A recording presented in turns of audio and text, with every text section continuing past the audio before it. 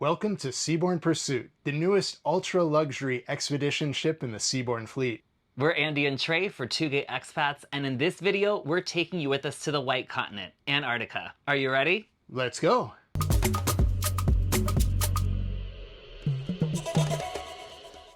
Antarctica has been at the very top of our bucket list for years, our elusive seventh and final continent together.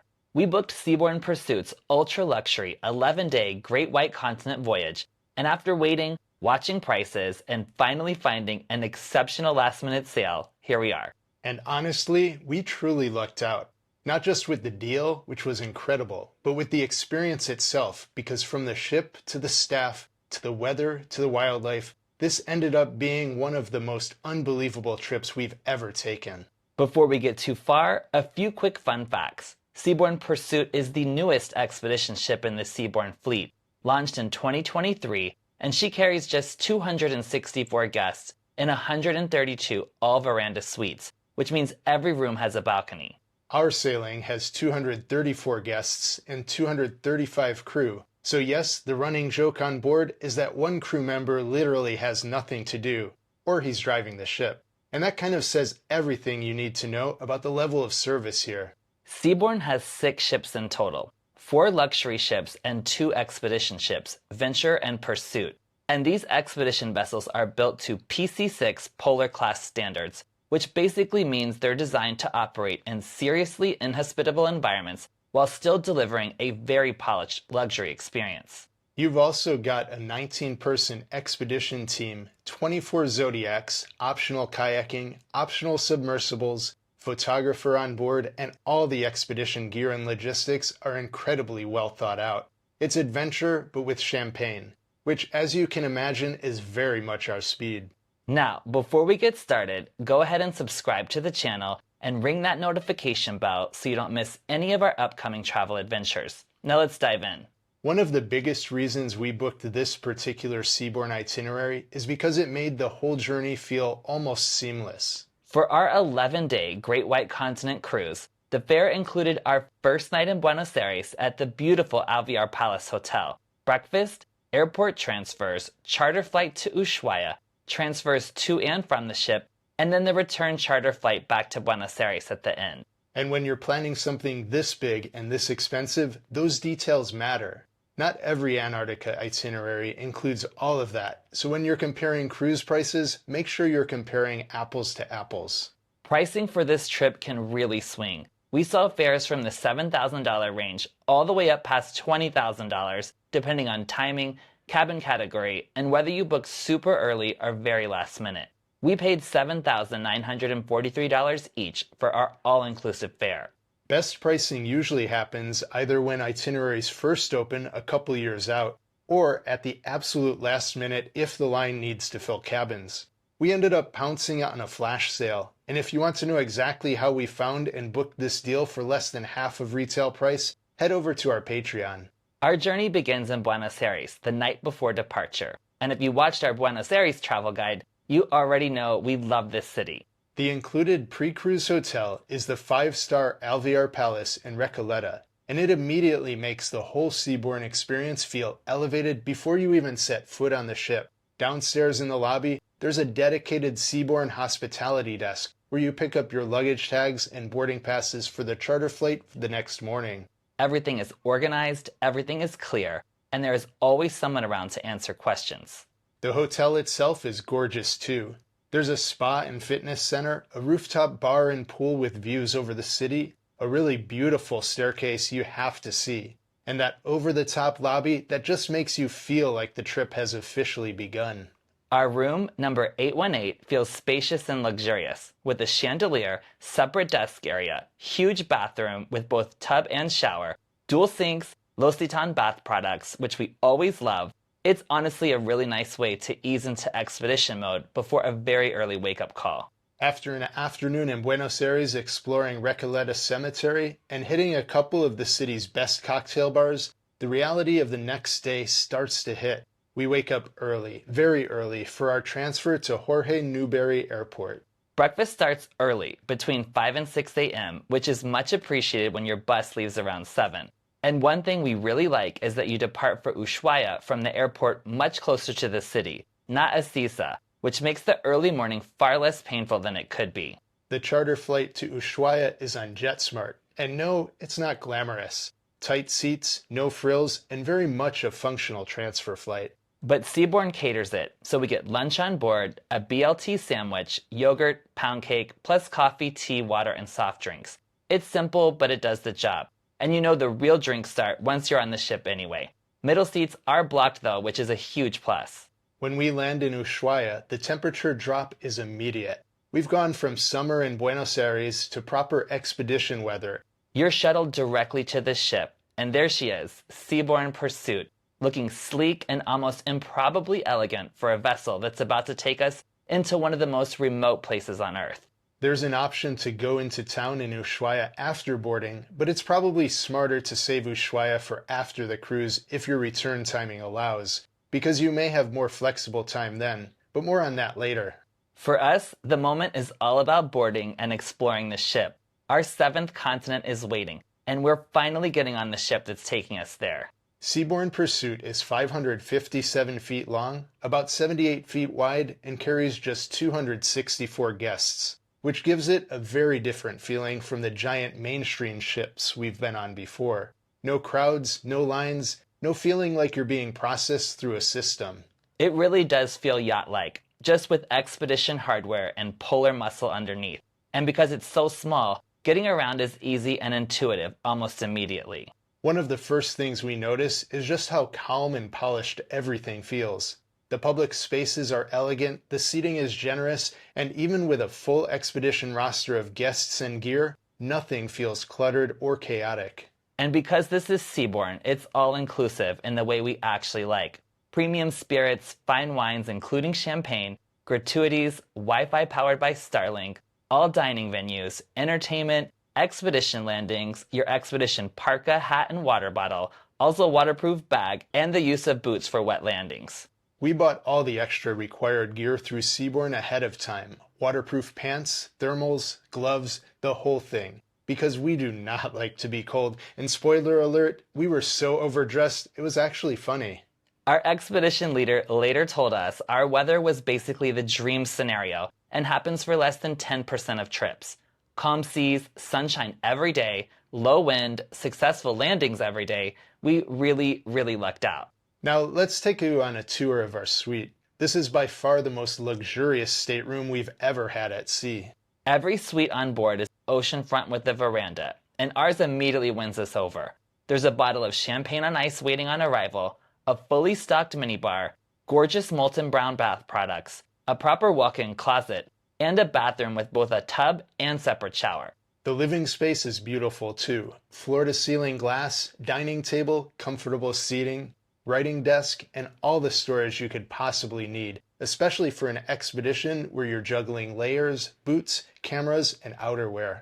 You also find your parka, hat, and water bottle waiting in the suite, which makes it all feel even more official. There's even a drying rack for your gear.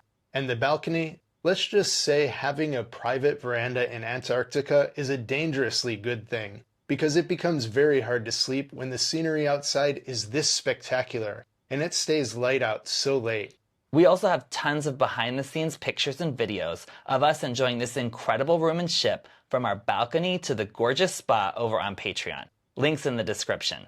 Also, small but very telling detail, after our first long hot shower, we'd created a full flood situation and used an extra towel as a bath mat. The next night, our stateroom attendant proactively left a second bath mat in the room. That level of attentive, intuitive service happens every day on Seabourn. Once we've settled in, it's time for Sail Away, Seabourn style. There's an acoustic duo playing Beatles songs, cocktails flowing, and yes, Andy thinks it's hilarious to request Taxman because of my CPA background. They absolutely rolled with it, and that kind of sums up the entertainment on board.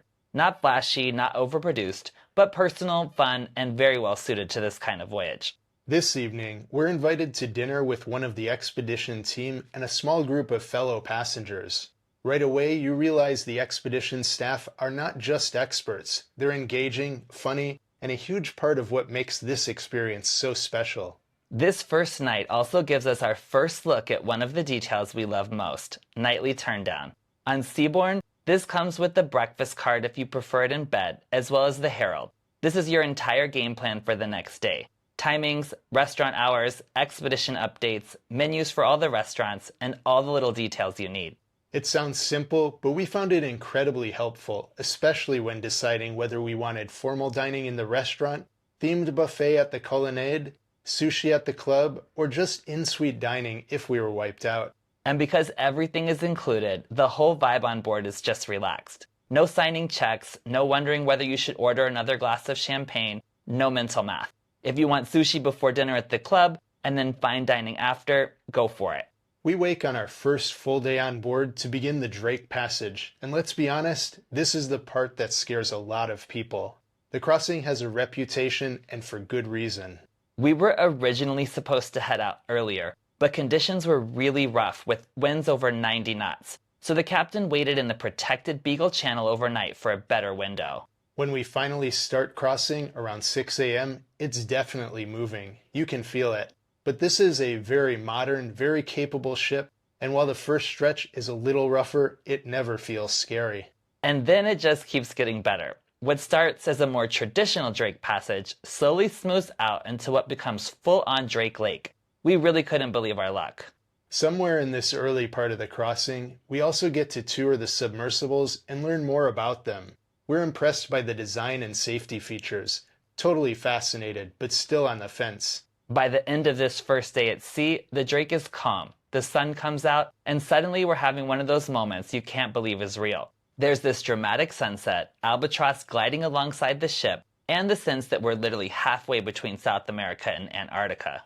We learn that albatross can fly for years without returning to land, which somehow feels very on brand for this place where everything is just bigger, wilder, and more improbable than you imagined.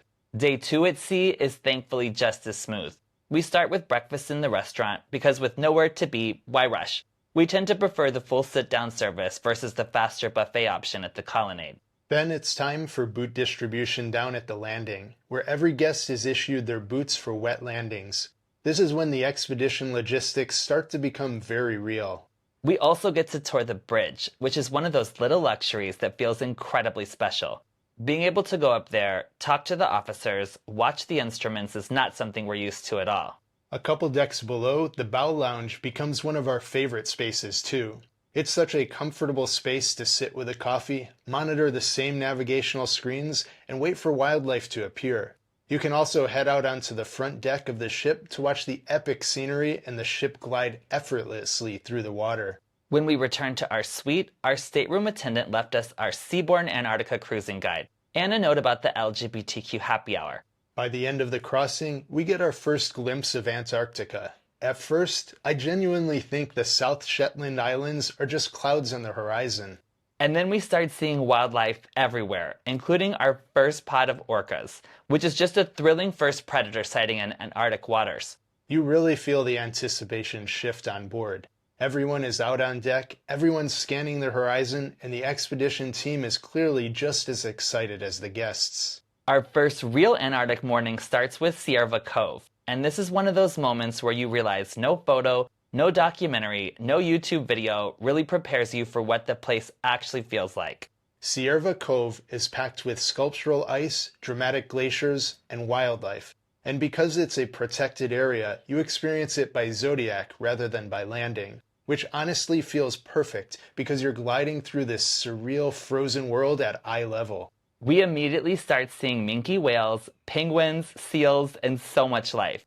It's the kind of first zodiac cruise that instantly reassures you that yes, this trip is going to be everything you hoped for. There's also the Argentine research base Primavera nearby, which adds another layer of intrigue to the whole landscape. And because the weather is so absurdly good, the visibility and reflection on the water make everything feel extra cinematic. After our first Zodiac expedition, we head straight for the heated pool and jacuzzis at the back of the ship, surrounded by epic Antarctic scenery, which is such a surreal contrast. Then we head up to the spa and use the sauna and shower facilities, which, by the way, are complimentary. This became one of our favorite ways to warm up after an expedition. Next, we sail to Trinity Island and make our first actual landing. And this is it, our first steps on Antarctica, our seventh continent. You can feel the excitement from everyone. Whale bones in the snow, old boat remains, Weddell seals, penguins, and that emotional little moment where you realize you are actually standing in Antarctica, not just looking at it from the ship. Tonight, after our celebratory first landing champagne in the Constellation Lounge, we joke that all we need now is a whale to breach outside the window at sunset to make the day even more ridiculous. And then it actually happens. Whales right outside, sunset glowing, and even when we head to bed close to 11 p.m., it's still light out, and there are more whales visible from our balcony. That's another thing about these all-veranda suites. You are constantly tempted to stay awake because the outside world is just too beautiful to ignore. And then comes Neko Harbor, which ends up being our favorite stop of the whole trip. The approach alone is breathtaking. The water is completely glassy like a mirror, and even the onboard photographer is losing his mind over the conditions. Our group, Orange Group, is called First today.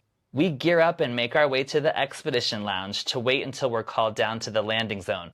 It's only a 5-minute zodiac ride to shore. Guests rotate in waves, which works really well because it keeps the landings organized and never too crowded.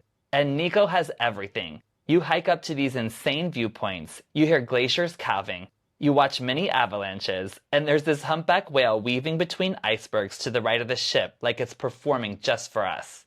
The Gentoo penguins here are also extra curious and playful, which makes the whole place feel weirdly joyful for somewhere so remote and so extreme. And one fascinating thing we learned is that while most glaciers are retreating, the glacier at Neko is actually advancing. This afternoon at Paradise Bay, we really settle into our rhythm on board. You've got the daily Discovery Center briefing, which quickly becomes one of our favorite rituals. Champagne trays come out, the expedition team recaps the day, talks through the next day's operations, and you realize Seabourn is really very generous with the bubbles. The next few days in Antarctica continue at the same mind-blowing level. Lemaire Channel, Couvreville Island, and Deception Island. It's almost too much beauty to process in one trip.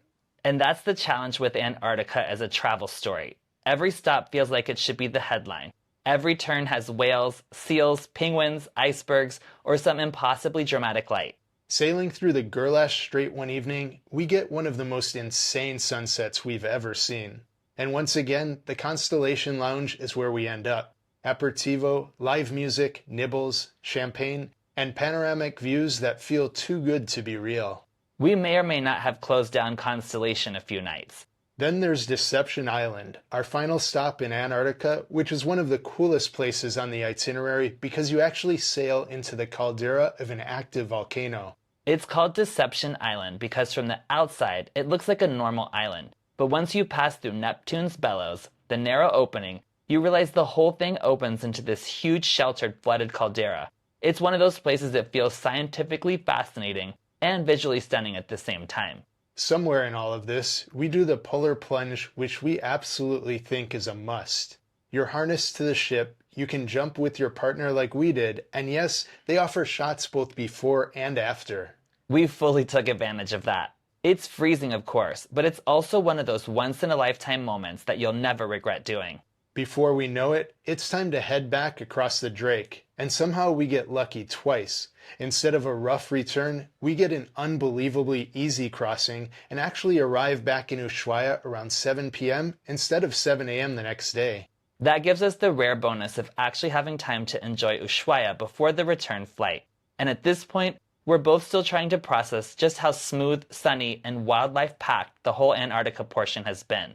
Our expedition leader told us straight up that this kind of weather success rate is rare, and we absolutely believe him. We've genuinely fallen in love with Seabourn through this experience, and we would absolutely sail Pursuit again, or her sister ship Venture, without hesitation. Before we wrap up, a few travel tips if Antarctica is on your list. First, always check exactly what your itinerary includes, especially whether your voyage bundles hotel nights, charter flights, and transfers to Ushuaia, because those extras really affect the value.